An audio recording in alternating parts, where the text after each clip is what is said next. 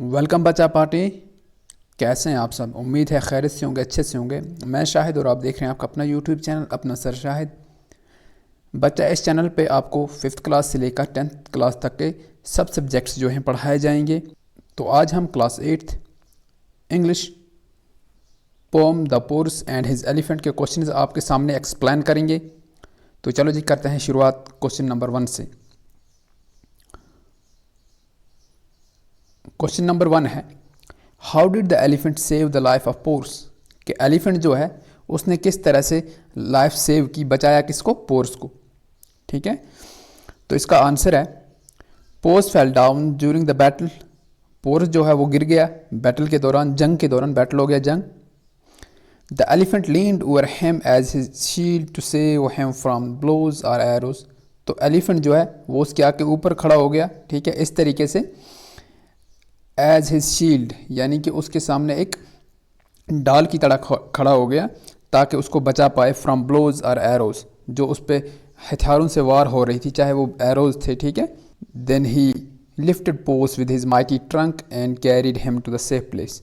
फिर उसने उसके बाद क्या किया? पोर्स को उठाया अपने ताकतवर सोंड के साथ। माइटी ट्रंक हो गया ताकतवर सोंड, और एक अच्छी जगह पे ले गया जो सेफ जगह थी। ठीक है, क्वेश्चन नंबर 2 है, What does the poet mean by these dumb things but cry and pant, they too can love for God made them so?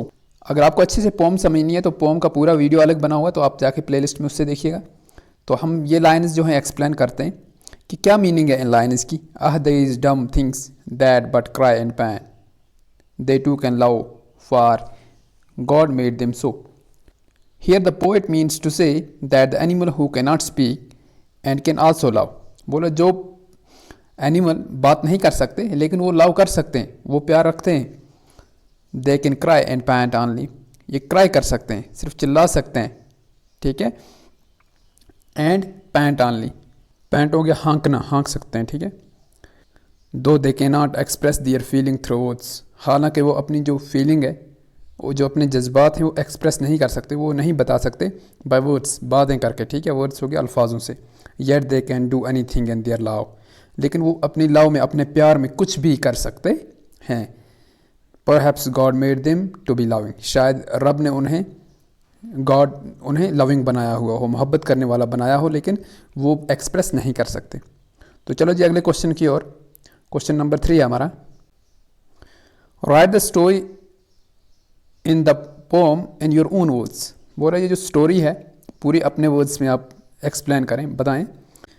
One day the brave king Porus went to meet his enemy Alexander the great at the bank of the river Jhelum.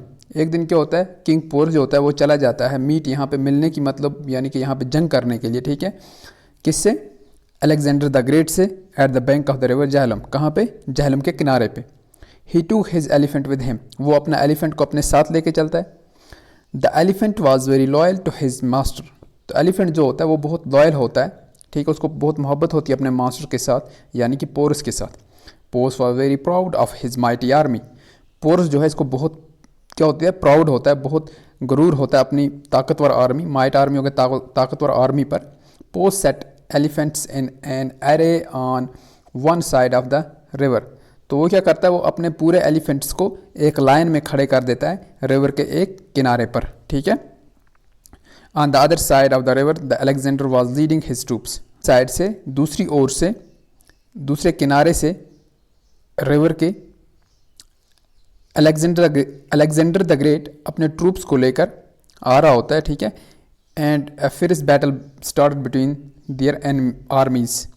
तो इनको आपस में जो इनकी armies होती हैं उनमें बहुत तेज़, बहुत ख़तरनाक जंग शुरू हो जाती है। ठीक है, फिर हो गया बहुत ख़तरनाक बैटल हो गया जंग। Both armies were fighting with equal coverage and strength and it was hard to tell who would be the winner. पूरा बहुत आर्मीज़, जो दोनों की दोनों आर्मीज़ थी, रही थी इक्वल कवरेज के साथ, इक्वल हिम्मत के साथ, बराबर हिम्मत के साथ। कवरेज हो गई हिम्मत, एंड स्ट्रेंथ और ताकत के साथ। And it was hard to tell who will be the winner, और ये बहुत मुश्किल था बताना कि कौन जीत पाएगा। Suddenly pores fell down from his elephant. लेकिन अचानक क्या होता है कि जो पोर्स होता है वो अपने एलिफेंट से गिर जाता है। He was bounded so badly that he could not rise from the ground. वो इतना बैडली वाउंडेड हो जाता है, वाउंड हो गया, ज़ख्मी होना, कि वो ग्राउंड से ऊपर नहीं उठ पाता। He could not rise, rise हो गया उठना, ठीक है। His elephant loyal leaned over his master to save him from the enemies swords and arrows. तो उसका जो ये लॉयल एलिफेंट होता है, ठीक है, वो अपने मास्टर को बचाने के लिए उसके सामने खड़ा हो जाता है। तो एरोज और स्वाड्स जो भी उसकी ओर लगाए जाते हैं उनको वही बर्दाश्त करता है, ठीक है। He trumpeted loudly to scare away the enemy. तो वो ज़ोर से बहुत हाँकता है, ठीक, तो उनको दूर भगाता है, ठीक है। Scare away the enemy. Then he lifted the king with his mighty trunk and took him to a safe place. वो उठा के उसको अपने माइटी ट्रंक के साथ अपने ऊपर रखता है और एक सेफ जगह पे ले जाता है। Thus he saved the life of his master, but unluckily he himself died. वो मास्टर की जान तो बचा लेता है, किंग की जान बचा लेता है, बट खुद जो है डेड हो जाता है। This is the story of this pome. तो क्वेश्चन नंबर 4 है, what is the rhyme scheme of the poem. जो राइम स्कीम है यहाँ पे पोम की वो क्या है। तो राइम स्कीम जो इस पोम के वो ए बी, अगर पहले को आप ए मानेंगे तो दूसरे को बी मानेंगे, तो पहला और तीसरा जो है वो सेम है, बाय डाई, देखिए आप एंड पे अपनी बुक में। सेकेंड एलिफेंट, यानी कि दूसरे और चौथे की साउंड जो है वो मिल रही है और पहले और तीसरे की साउंड मिल रही है। पहले को अगर ए मानता हूँ तो तीसरा फिर से ए है, तो यानी कि दूसरा बी आ गया, तीसरा फिर ए आ गया, फिर चौथा फिर बी आ गया, ए बी, ठीक है। Very good. Okay, question number 5 is the poet reflects the faithfulness of an elephant towards his master. तो आंसर है जी, The poem tells us how an elephant saved the life of his wounded master during the battle. तो इस pome के अंदर हम देखेंगे कि एक एलिफेंट जो है वो किस तरीके से अपने मास्टर की, अपने किंग की जान बचा पाता है एक जंग के दौरान। It was a battle between pores and Alexander the great. ये जो जंग था ये पोर्स और अलेक्जेंडर द ग्रेट के बीच में था। There आर्मीज were fighting seriously in a battle field. तो जो उनकी आर्मीज थी वो बहुत सीरियसली फाइट कर रही थी, कहाँ पे, in the battlefield. Suddenly Porus fell down from his elephant. तो अचानक से क्या होता है कि पोर्स जो है अपने एलिफेंट से गिर जाता है। When his elephant found his master in danger and he leaned to save him from the armies or swords. When he found his master in danger, he leaned to save him from the enemies or swords. तो वो क्या करता है, जैसे ही देखता है कि वो गिर गया तो वो आके लीन हो जाता है उसके सामने, ठीक है। तो उसको बचाता है किससे, एनिमी से, दुश्मनों से, और जो दुश्मनों की तलवारें हैं उनसे बचाता है, ठीक है। Good. He trumpeted loudly to scare away the enemies. और वो बहुत से हाँकता है इनको बहुत दूर तक, ठीक है, एनिमीज़ को, जो एनिमी होते हैं, यानी कि अलेक्जेंडर द ग्रेट की फ़ौज। He bore all the attack on his body. वो पूरे जितने भी अटैक होते हैं वो अपनी बॉडी पे बर्दाश्त करता है। He didn't care of his wounds and left the king with his mighty trunk and took him to a safe place. तो वो क्या करता है जी, वो अपनी परवाह ना करते हुए अपने माइटी, यानी कि अपने ताकतवर सूंड के साथ अपने मालिक को उठाता है और एक सेफ जगह पे ले जाता है। Thus he saved the life of his master though he himself died of wounds.